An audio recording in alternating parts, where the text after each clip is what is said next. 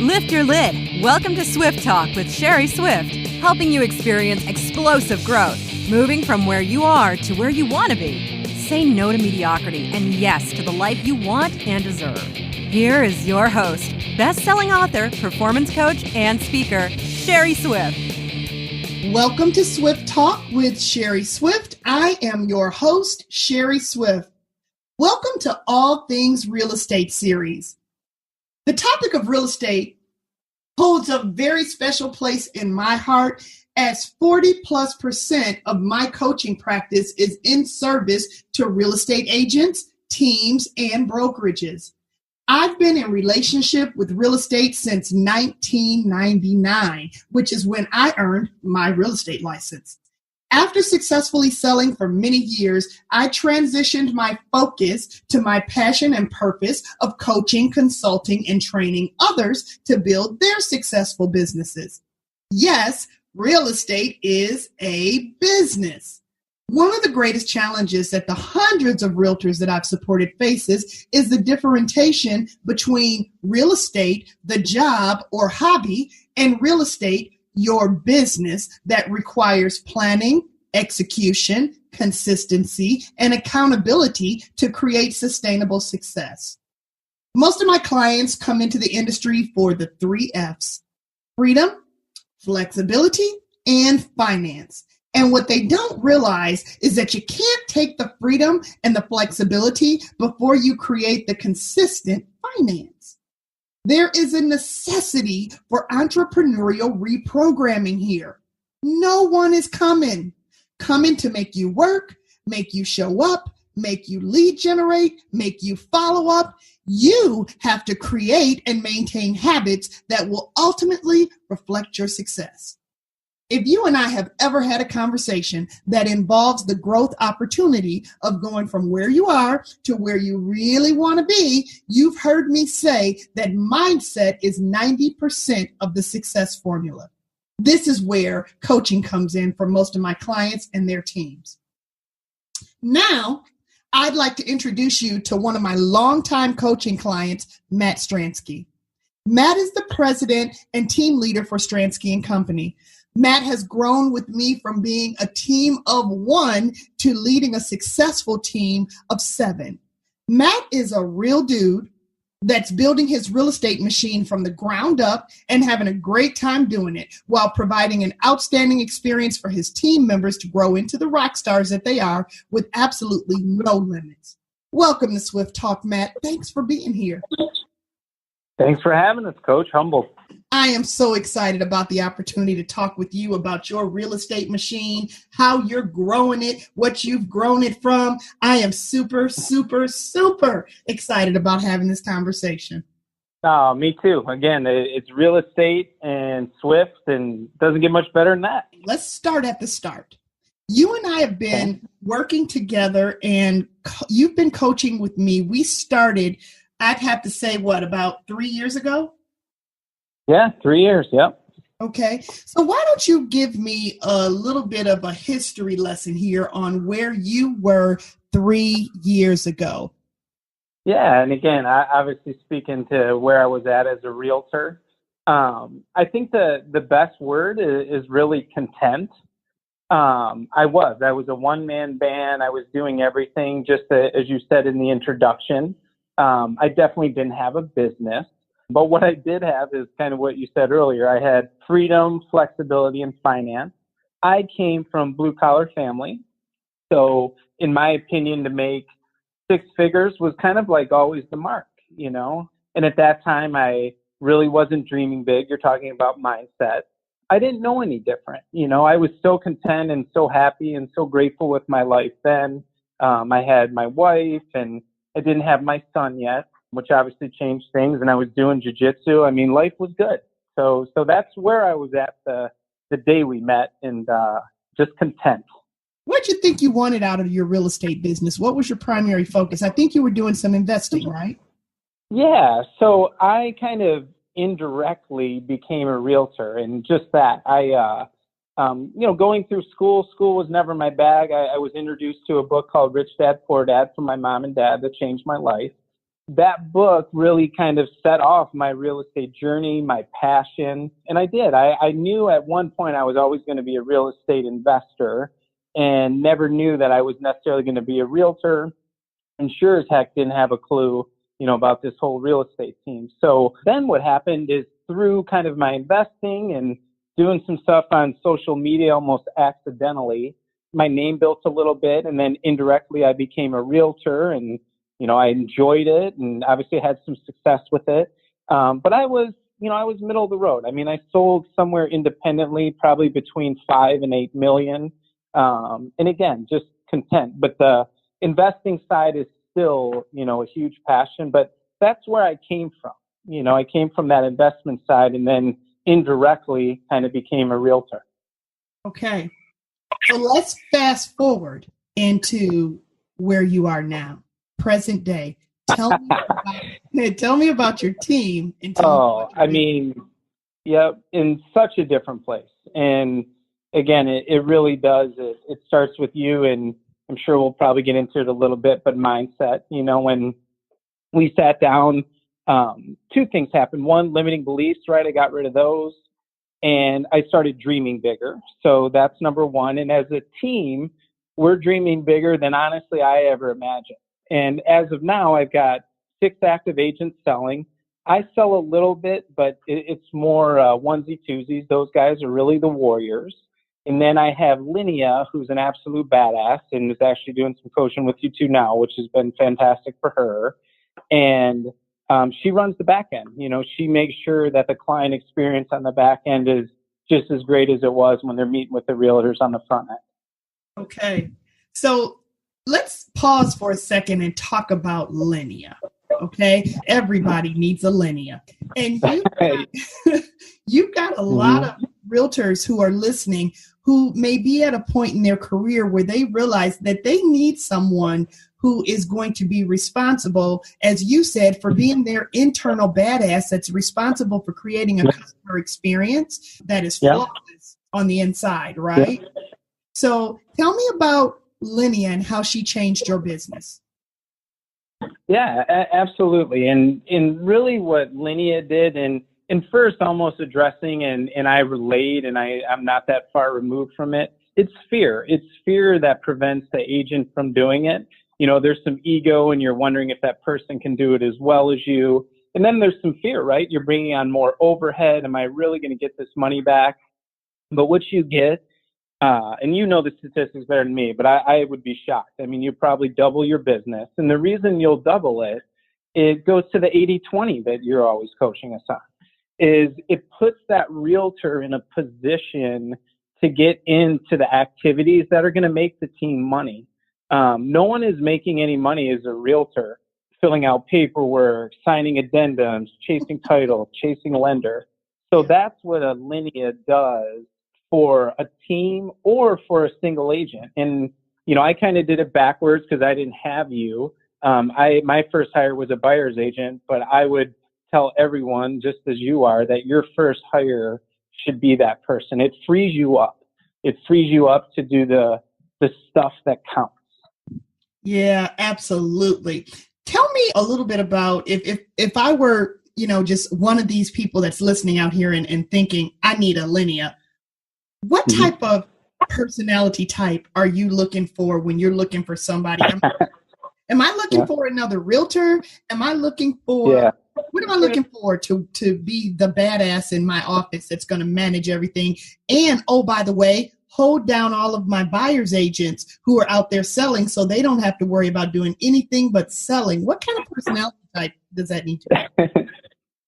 So everyone, obviously realtors listening, right? You know what a realtor is? It's the complete opposite, the total opposite. You want someone who is extremely detail oriented. You want someone, just as you're saying, who also has a backbone. You want someone that, and let's face it, and it's the truth. A lot of realtors, all of us, right? There's some ego involved. You sometimes need to have a person put that person in check.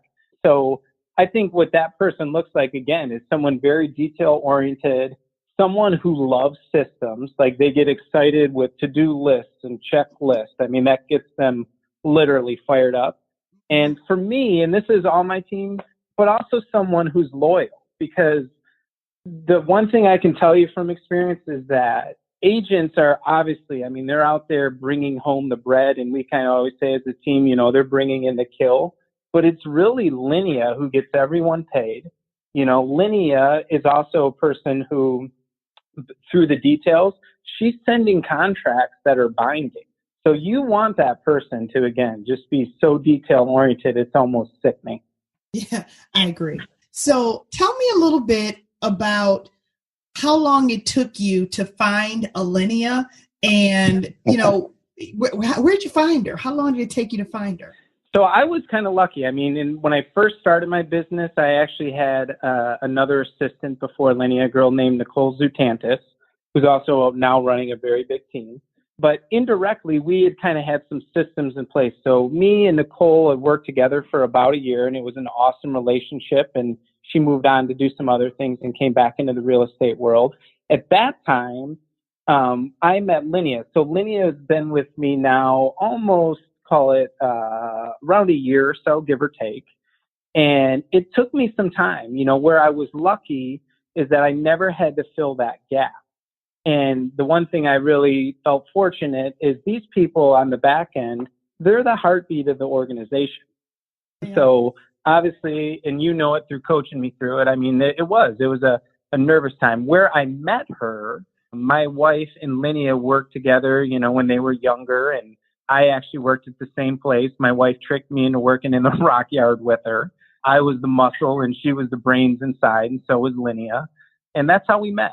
I've never used ZipRecruiter and stuff like that. Like, I'm a relationship guy, so we really met her on Facebook. You know, Annie and Linea kind of reconnected that way, and grateful. I mean, what an awesome person, and what a badass on the back end.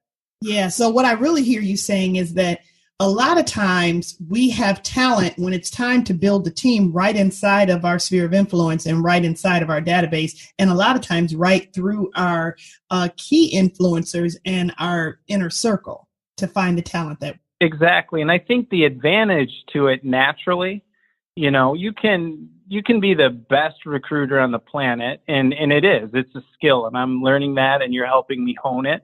But to me, you have a bunch of people you obviously in your circle already kind of trust. And I can remember working from a staffing and recruiting company. I mean, a referred employee or teammate, whatever word you want to put on it, is generally stronger than someone you're going to pick out of a bushel basket. And what's crazy is most of my team is someone near and dear to me. I mean, I have 3 past clients that work on my team, and I always joke with them. That's why I was so quick to hire them, because I knew how they were as clients. Yeah, because loyalty, you can't pay good money for that, can you? No, you can't. And candidly, it's also a way to kind of see them operate. You know, I always joke, like, Ashley's our newest hire, and she's kicking butt. And that was, you know, again, what I saw with her. She was a fantastic client, you know, and it's no different, right? I mean, in the real estate world, we're always tracking down things. So as a client, if they're tracking it down, it shows they've got some characteristics there. So, listen, team leader, tell me about your buyer's agents, and how many of them do you have now? Yep. So 5. I have Coley Hutelling, who's an absolute animal. Love her to death. Real quick kind of backdrop on all of them if I can, because I love them that much. But Coley was a meter maid, and literally is just now past her 2nd year. She's already into 6 figures. She's killing it.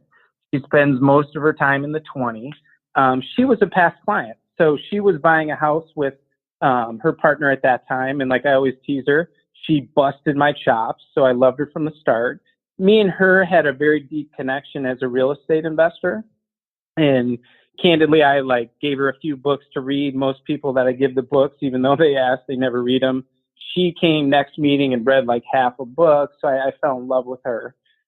She's killing it. She'll this year probably almost 10 million. You know, let's see how it shakes out. Ben, my dear friend and badass in training, and I mean, you know personally how much this guy's grown. Randy Hambright. He was a fraternity brother And he is. He's my best friend. I mean, I've had so much enjoyment watching him become this just whole new person. Then I have another guy, an awesome guy named Ryan O'Halloran. We joke, we call him the mayor. He literally knows everyone in the Woodward Corridor. You don't want to take him out to eat because he knows everyone. Hard worker, really good at marketing and advertising, has a ton of sales background, and now is just, again, becoming kind of a badass in this real estate world. I have another guy named Jacob Daniels. He just started. He's the newest. He was a past client. So I helped him and his partner purchase a home, sell a home. Very intellectual guy. I mean, I'm very impressed with, the depth of knowledge he wants to know. He's a scientist by trade. So we're going to convert a scientist to a realtor, which I just keep teasing him. I think is awesome. Oh, that's awesome. And then, lastly, I have a girl named Ashley Hipsher, who is, I think, a rock star in the making, right? She's come out of the gate swinging. She, again, was a past client. On top of it, just gets it, and you can see it in her eyes. I mean, she's got kind of the bug for real estate. So those are my buyer's agents, and you know this, but I, as a team leader, like I tease these guys, I mean, if I sell 12 homes a year, that's a problem. So I'm trying to back off as much as I can on the sales end, but I sell a little bit. Okay. So you mentioned the Woodward Corridor. So we've got to take a couple of minutes because, we are a nationally broadcast podcast. And so we're syndicated through iTunes and iHeartRadio and Spreaker and Stitcher. And so we're heading out everywhere. So tell everybody where you practice. Yeah. So we really serve Southeast Michigan, but our niche is along the Woodward Corridor. So what is the Woodward Corridor? It basically stretches from Detroit. It runs up literally Woodward, to all these maybe folks not from Michigan that are listening. 8 Mile, right? The movie, the Woodward, right? That's it. As you travel north, you're going to go through Ferndale, Royal Oak, Birmingham, Clawson, and the whole 9 kind of through there, kind of the outskirts, which are Clawson, again, Madison Heights, Oak Park. That's our niche. So, and really the reason it became our niche and kind of, dropping a little knowledge on these folks is I am just shocked. And again, it goes back to me being an investor first, that the potential to invest money, to make money, and then also to live in an awesome place. That's the Woodward Corridor. It's basically city living in the suburbs. It's pretty special. Okay. So tell me a little bit about what you're building. We as a team are building, I think, honestly, a real estate, like you said earlier, machine. Really what we're trying to build, and this is kind of the philosophy of our team, and what I'm trying to build personally, I kind of look at what we're doing almost as a franchise. And what I mean by that is we have a team logo. For our team, it's all about the logo. It's not about me. We actually have a thing on our wall, and for all the U of M fans out there, it comes from Bohm Schambachler, and it's the team, the team, the team. More important than a coach, it's more important than a player. And what we try to do, and what you're helping me do, and what I feel I'm doing all right at this point, is pouring into them. We literally try to teach them the fundamentals, the 20% of what it takes to build a business. In our business, like we always joke, our team is kind of like a wrestling team, if that makes sense. And what it is, everyone flies the same flag. And at the end of the day, we roll into hopefully the award ceremony together and, collect team hardware and stuff like that. But at the end of the day, there's a lot of individual part to this too. It's their business, and I'll tell you, I mean, from being a part of all their businesses, everyone's different. We're tweaking this with someone and tweaking something else with the other. So that's what we're building as a team. And then the kind of, I think, carrot, right, or hopefully the magic dust we put on top of it is we also build. We're becoming a bigger builder, and, I'm kind of fusing those two together at this point. So if you want to buy, sell, or invest, I really don't know how you're going to find a team better. The reality is we're buying at the bottom and we're selling at the top, and we definitely know everything in between. Oh, that's very cool. Okay, so tell me, what did your daily habits look like to go from 1 to a team of 7? What did that look like? What were you doing? What did you and I coach to? What did you do to create this opportunity? I think if I can stress one thing right out of the gate that changed my life and my business, and again, we're trying to pass it on to our guys now, is the inner guide, right? And for everyone, that is basically a life planner, and it's not a business planner. That's what I love about it. But basically time blocking, right? I mean, that was a big skill. It made a lot of sense to me because I was an athlete, but I wasn't doing it. So it was time blocking. And then really also understanding what is the 20, I mean, like I said, I was a good agent, but I wasn't doing what we're doing now. I mean, the guys on the team, like I always joke, they're already working at it. They're going to be better than I am. They should be because we know more, So I think the two biggest things were time blocking. And then again, just understanding the 20 and then mindset. I mean, mindset, and I don't even mind sharing it. And like I always joke, but I mean, I had the hardest, deepest cry I've ever had in my life with you. And at first I was like embarrassed and now I'm proud, but it, those limiting beliefs. And I love my mom and dad, and they're the most important people to me, along with my brother, my wife, and, my son. But there were some things that I was raised about the thought of money that were honestly kind of messed up. What did you think about money? What was holding you back around your thinking and believing? Yeah, and exactly. And really what it goes back to is it goes back to the feeling of content when you asked me where I was 3 years ago. I had a mom and dad who, man, it was a special dynamic, right? It still is. My mom, 5 foot nothing, 100 pounds. I mean, just this little petite woman. She ran the household. She ran me and my brother, two crazy maniacs, athletes beating each other up all the time. And my dad went and worked. And my dad would always teach me, he said, make money with your mind and not with your back. But my dad did. I mean, he was a millwright by trade and, did that. I was raised to think that money was the root of all evil. I was around some people that had money, and I got to be honest, weren't all that happy. Sometimes weren't all that nice. Yeah. So that's how I grew up. I really did. I didn't think you could have money and be a good person. And I'll be honest with you, I was drawn more to being a better person than it was money. I mean, money's pretty stupid, to be honest. Tell me about what flipped your switch. You can have money and have a conscience and have a character and do good with your money. Yeah. Well, and I think truthfully, it was you.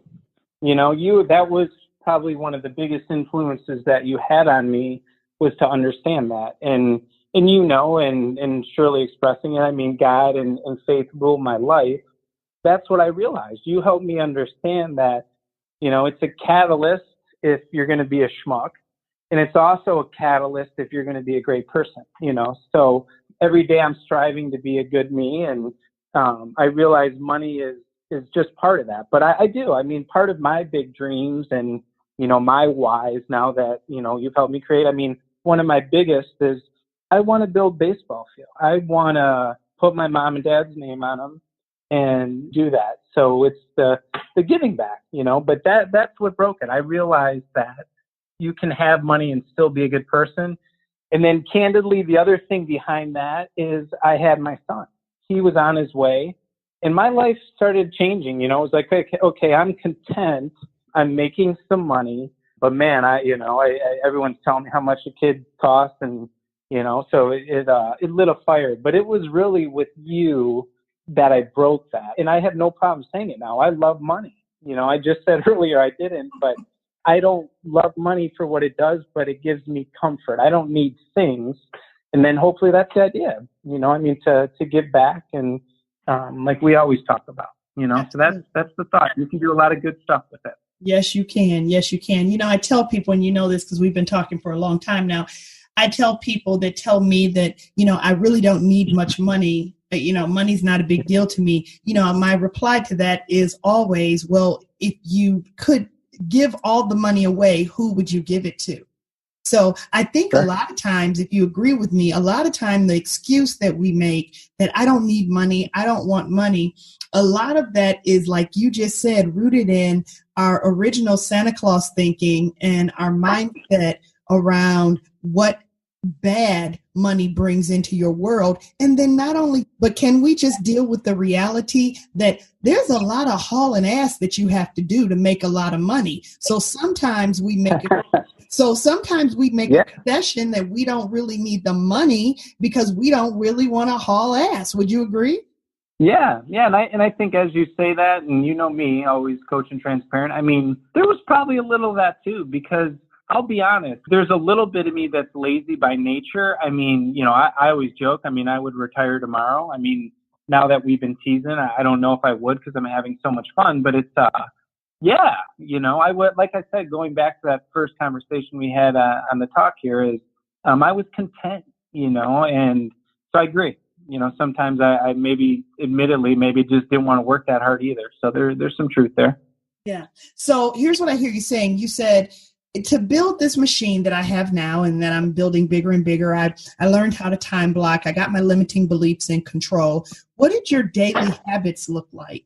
So, and again, going back to time blocking, and this was actually, I think, and I've learned, right, through the team, it's kind of a harder skill for some. For me, and I'm sick, but I loved it because it took me back to being an athlete and being regimented. So kind of, again, going back to that planner you gave me, and again, we're using as a team, is I literally would time block everything. I knew when my appointments were, when I was lead generating, and also putting life events in there. I knew, if my wife had something and I had to watch my son, I had it in there.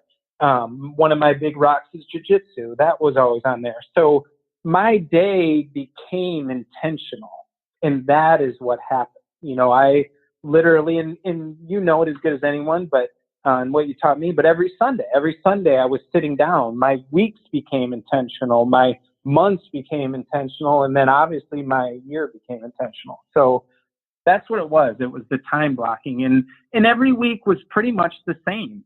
I can tell you right now, our regimen as a team, and you as good as anyone. I mean, these guys, it's sacred to them. From 9 to 11 o'clock, we're lead generating. I mean, we are not doing anything else. Linea is running the ship, putting out fires, and the team is lead genning. These guys are trying to be as regimented as you've made me. So let's define for me, if you don't mind, when you say you guys are lead generating from 9 o'clock in the morning until 11 a.m., define for me what that is. What is lead generating? What are you guys doing? So that is Swift coaching at its finest. We're mojo dialing, cold calling animals. That is literally what we might do. We, as a team, these guys, and I'll be honest with you, and gosh, what are we, almost into month 10 here? Or we are into month 10. It's we've 10. Only missed it. Yeah, we've only had a couple times where individually, we've missed our mark, but that's our minimum standard. These guys make 1,000 calls a week. So that is the protocol. We get in there, and what you've taught me, and this goes back to the 80-20, and the more I thought about it and the more I listened to you, and made all the sense in the world, we're really doing two things. We're hunting for sellers. That's number one. And like you've taught me, right? Every seller, for the most part, is generally at least a buy. And then there's also a good chance that you're going to pick up a buyer on that sign call. So really, in my opinion, you're fishing with dynamite. You're looking for 2-fers and 3-fers on one phone call, right? I mean, that's as leveraged as it gets. So we do that. And then also part of that, and again, being regimented, like we're talking here, is, the way we handle those leads. Because we send handwritten cards that, again, came from you, and that whole conversation we had, and putting that personal touch on it. But we're joke. I mean, we have fun with it. We're phone crazy. So that's what we're doing. From 9 to 11, we're mojo dialing. And for viewers who don't know, I mean, it's as cold as literally, and it's really what we're doing. We're calling through the phone book. We're using the script dialogues based around listings or trying to find houses for our buyers. In my opinion, and I'm a nut, it's the athlete in me, I think it's the most fundamental thing any agent can do. Mm-hmm. And do you think that that's basically because instead of just sitting back and waiting on the phone to ring, you're controlling your destiny and creating your own opportunity? Exactly. And I think it's funny because a a long time ago, I interned at a place, and I followed a guy who was kind of before his time. Like, he was building this real estate team, and he had the same thing you were saying on the phone. And what the phone is, and I'm seeing it with my own team, and I'm just so excited for them because I know what 2018 is going to be. But what's so awesome about the phone is it's measurable, meaning it's cheap, it's effective, and it's duplicatable. And the reason, though, it's true is it's cheap. It doesn't cost that much. It's effective. It works. I mean, talk to anyone who really mojo dials, and it works. And it's duplicatable because as those people build their skill set, you know the results you're going to get. I know it takes about 100 calls to get somewhere between 10 and 15 contacts. Out of those 10 or 15, we're probably finding one or two nurtures.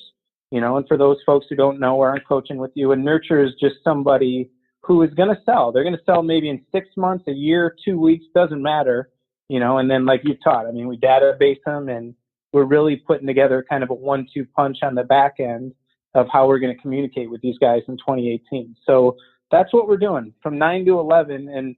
And when we're doing it, we're having a ton of fun, man. You know, it's a game of failure. You know, and that's what we kind of stress as a team. And, you know, it's 3 out of 10. If you hit 3 out of 10, that's what we always talk about as a team. You're going to be in the Hall of Fame. So you need 7 no's to get to 3 yeses. But those 3 yeses by numbers are somewhere from 6 to 9 deals. I mean, I'm going to show up every morning and make sure I get that exercise in. That's right. So tell me a little bit about, as we transition the conversation into what your primary responsibility and goal is on a daily basis right now. I believe, and I got to tell you, before I go into this, I am so impressed and proud of you for your increased level of leadership and just how apparent it is how much you love your team. Well, I appreciate it. And you're like I always told you, you're the biggest part of it. But I do. I mean, I love them. They're my family, man. They really, really are. But, well, one, and you know it better than anyone, I quit fighting myself. That was number one. I had a really hard time letting go of being a salesperson. Like I always joke with my team, I loved it. I loved the art of the deal, the messier the deal. I loved it. I just, you know, getting what my client wanted, the whole nine. There was some instant satisfaction there. Now I've put that down. Like I joke with my team, I put my shield down, I've put my spear down. You know, I'm not a sales warrior. What my time consists of, honestly, is coaching and spending time with my team. I read the coolest quote and I sent it. Obviously, I thought of you. When there's lack of discipline, there's lack of coaching. So that just really hit a nerve with me. So I do. I try to pour into my guys and my new guys. That's what I'm doing. I know there's eventually going to come a point, and my business isn't there just yet, and me and you talk about it, but there's going to be some layers. There's going to be some leaders that eventually are doing that. But a lot of my time is spent on making these guys the best badasses they can be. Secondly, I'm spending time and a ton of effort on learning about leadership. You say it all the time, and I know how true it is. Everything either begins or falls with leadership. So I've more than doubled down. You know, I'm studying people. I mean, I've referenced Bo now. I've been studying him and obviously Maxwell and things that you've recommended. I'm spending a line of time there. And then the third part and the most important part is I'm looking for talent. You know, I've become way more intentional with that. And that's what I realized. Or at least I feel on my team, it's my job to, you know, give these guys an environment to be coached and to build a badass business and become a badass human. And then again, just pour into them, you know, become the best leader I can be. But that 80-20, it is. I mean, it's totally different than what it was. And that's where I feel fortunate because I think kind of what I'm building is a little bit different. Like we chatted in that a lot of these guys are still megas, you know, they're out there selling and stuff. So I'm really, you know, I think a little bit different. I'm really trying to build more of a business where it's about them. You know, if they're not selling, I mean, like I always tease them, you know, I mean, I'm not eating. So it's a new challenge. Okay. I got a couple of questions that I'm going to fire at you real quick. Okay. Bring it. I am brand new to the business. What's one thing that I should do to get my business up and running? through your website and get on the phone. Okay, so don't get caught in the website, the business cards, the stuff that's not making you money. Get on the phone. Exactly. Get into, like you talked, the 20. And I can tell you, especially in the beginning, if it looks sexy, run away. Because all the hard work in building a business is gritty. You know, you're laying a foundation. It's like cement work, man. Excuse my mouth, but you're going to get some shit on your hands. Yeah. So, yeah, get out there, get gritty, have as many conversations as you can about real estate. And if you're not comfortable on the phone, door knock. Do something to generate business. Doing your website, honestly, even your business cards, and sure as hell some movie, it's not going to do anything. Get on the phone and start talking to people. Find people who want to buy or sell real estate. Gotcha. Okay. I am working hard to go from $2 million in volume a year to $5 million in volume a year. What's the one thing I should do? Just like we talked about earlier, I guarantee it, get an assistant. Okay. Time to get an assistant. Okay. Leverage, Yep. right? Okay. Leverage, find systems, and you can't do it all. I am looking to go to $10 million and to start team building. What's the one thing that I should do? Coach with Sherry Swift. But honestly, and I'm being honest, I mean, I know it sounds like a sales plug and I don't get shit for it, but the truth is, if you're going to build a team and you think you got all the answers, you're the stupidest guy in the room. So get a coach, get a mentor, get someone you respect, and get that outside voice. And I think most entrepreneurs, whether they want to admit it or not, we're usually rough around the edges. So you need someone to help kind of smooth those corners. Get a coach. Find a resource to help build your business. The best, like I tell my guys, the best resource is being resourceful. So I've learned kind of later in my life now, and I was telling you, one of my favorite things I'm trying to live by, you don't need to be the smartest guy in the room. You got to be the smart enough to bring them with you. So get some help. Everyone needs help. Okay. Final question for you. If you could do anything differently in your growth and your development, and it has been amazing to watch, and I am so grateful to have been a part of it and to continue to be a part of it. And it's been amazing to watch. It's a fun journey that we're on here together. I appreciate you.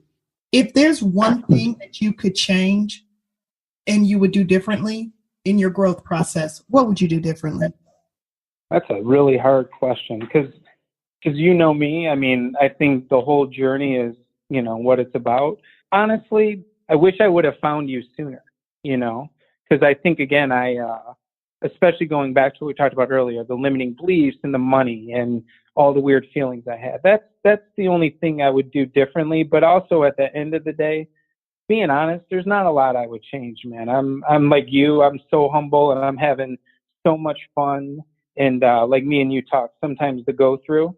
So I honestly, I wouldn't change a whole lot. Yeah, I tell you what, you know, I was just speaking with a group of people today and we talked about how, you know, challenge actually creates opportunity for change. And that's how we have to look at challenge. Challenge is opportunity for change. And if you don't take the change that comes from the challenge, it turns into limiting beliefs. So well done. And can't wait to watch you grow into the next best version of yourself. I got to say thank you for being our guest today and for sharing all of this knowledge and all of your expertise and being just so honest and transparent. How can my listeners find you? Yeah. So again, if you need anything real estate oriented, buy, sell, invest, especially along the Woodward Corridor, hope you check us out and reach out to us. Our direct line, and most likely you'll talk to Linea. You already heard how great she is. Our direct line at Stransky & Company is 248-563-9449. Again, that's 248-563-9449. If you're a Facebook guy, go over to Stransky & Company. You know, obviously just search that. We're there. Keep up to date with kind of our listings, our projects, and our team there. And then if you're an Instagram guy, I'm right now just on Matthew_Stransky. Check us out there. We do a lot of real estate posting. As you guys probably know, it's a lot more pictures than anything. And if you want to reach out to me personally, you can find me on Facebook at Matthew Stransky. So obviously just search there. And my personal phone number is 248-765-8788. Again, 248-765-8788. Hey, listen, Matt, one more thing before I close things out here. You're always looking for talent, right? So if there's somebody that is and they're thinking, I'm looking for a great place to land, and I think this guy might love my career right into success, where again would they find you? What phone number? 248-563-9449. And what's the one reason that someone would join a real estate team if they're already selling a few houses on their own, if you don't mind answering that briefly?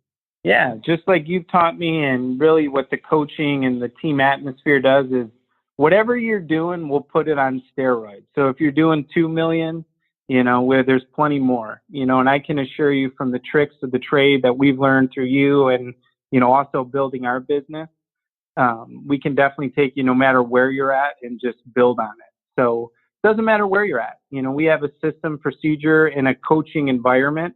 And I can tell you, if you have that athlete spirit and really just have a desire to be a badass, we're your team. All right. To our listeners, I am so grateful that you're here with me on this journey, and I want to invite you to connect with me on Instagram at Swift Talk for upcoming episode details. Visit me on my website at www.sherryswift.com to read my blog on this episode that's focused on growth through coaching, and to receive a bullet-pointed recap on this episode. And then let's be friends on Facebook. You can find me on Facebook at Swift Transitions. I've supported hundreds of realtors to success, and since we've been focused on real estate growth through coaching this episode, I'm going to gift a coaching session to a realtor who is ready to take their business to the next level, no matter what level they may be at right now. Write to me at swifttalk@sherryswift.com and tell me in 100 words or less why you want to take your business to the next level, and we will select a winner just in time for 2018 business planning. So again, write to me at swifttalk@sherryswift.com. As follow-up to our growth series, I want to congratulate Bailey Parker and Renee Wilkins for writing and winning a signed copy of my book, Grow Into Yourself. Don't forget to write and win. Comment wherever you're listening. I understand that we are syndicated and broadcasting out everywhere from Spreaker to Stitcher to iTunes to iHeartRadio. And then absolutely, you can find all of my podcasts on my website at sherryswift.com. Comment wherever you're listening and tell a friend, because my goal is explosive connections in order to be a life-impacting resource for many. Bring somebody along. Life is delicious, my friends. Let's enjoy a great big slice of it together. Till next time. You've been listening to Swift Talk with Sherry Swift. If you would like to schedule time with Sherry, download the show notes and much, much more. Find it all at www.sherryswift.com.